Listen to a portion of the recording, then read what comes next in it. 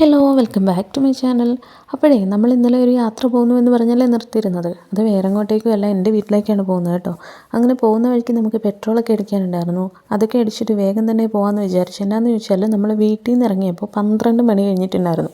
അപ്പോൾ ഇപ്പോഴേ ഇറങ്ങിയാൽ നമുക്ക് വൈകുന്നേരം കഴിയാതെ വീട്ടിലെത്താൻ പറ്റില്ല. പോണ വഴിക്കാണെങ്കിൽ നല്ല മഞ്ഞും ചെറിയൊരു മഴയൊക്കെ ഉണ്ടായിരുന്നു. കുഞ്ഞിനെ കൊണ്ട് പോകുന്നതുകൊണ്ട് തന്നെ എങ്ങനെയാവും അവൾക്ക് കുറച്ച് ബുദ്ധിമുട്ടാവുമെന്നൊക്കെ നമ്മൾ വിചാരിച്ചായിരുന്നു. പക്ഷെ വലിയ പ്രശ്നങ്ങളൊന്നും ഇല്ലാതെ ആൾ പെട്ടെന്ന് സെറ്റിലായിട്ടുണ്ട്.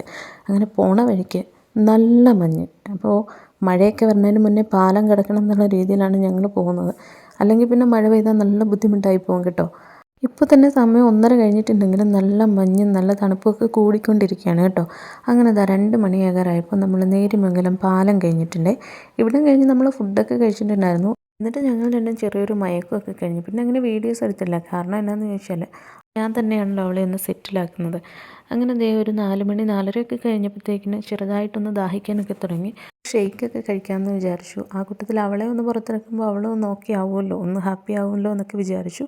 അങ്ങനെ പോവുകയാണ് കേട്ടോ. പോകുന്ന വഴിക്ക് നമ്മുടെ പാമ്പാടി സ്റ്റാൻഡ് കണ്ടേ. ഇവിടെ കണ്ടപ്പോൾ എനിക്ക് പഴയ മെമ്മറീസ് ഒക്കെ. ഞാൻ ഡിഗ്രിക്കൊക്കെ പഠിച്ചുകൊണ്ടിരുന്ന സമയത്ത് ഇവിടെ വന്നിട്ട് ആ ബസ്സിനൊക്കെ കയറിക്കൊണ്ടിരുന്നത്. അങ്ങനെ ആ കാര്യങ്ങളൊക്കെ അച്ഛനോട് ഷെയർ ചെയ്യുമായിരുന്നു ഞങ്ങൾ കേട്ടോ.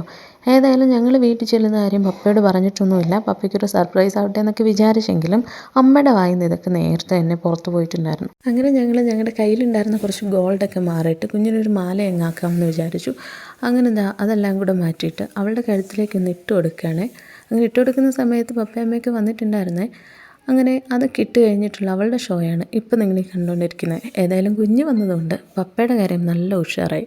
അവിടെ നിന്ന് ഞങ്ങളൊരു ചിക്കനൊക്കെ വാങ്ങിയിട്ട് നേരെ തയ്ക്കാൻ കൊടുത്ത തുണി വാങ്ങാനായിട്ട് പോയേ. അപ്പം എൻ്റെ കല്യാണം കഴിഞ്ഞ സമയം തൊട്ട് ഞാനിവിടെ തന്നെയാണ് തയ്ക്കുന്നത് കേട്ടോ. എത്ര ദൂരെയാണെങ്കിലും ഞാനിവിടെ തന്നെ വന്നേ തയ്ക്കാൻ കൊടുക്കുകയുള്ളൂ.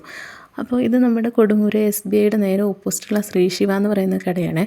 അപ്പോൾ ഇവിടുത്തെ തയ്യലൊക്കെ അടിപൊളിയാണ്. ഏതായാലും ഞങ്ങൾ നേരെ ചെന്ന് കുളിയൊക്കെ കഴിഞ്ഞൊരു കല്യാണ വീട്ടിലേക്ക് പോയിട്ടുണ്ടേ. അപ്പോൾ ഇതിൻ്റെ ബാക്കി വിശേഷങ്ങളൊക്കെ അടുത്ത വീഡിയോയിൽ കാണാം. Till then bye.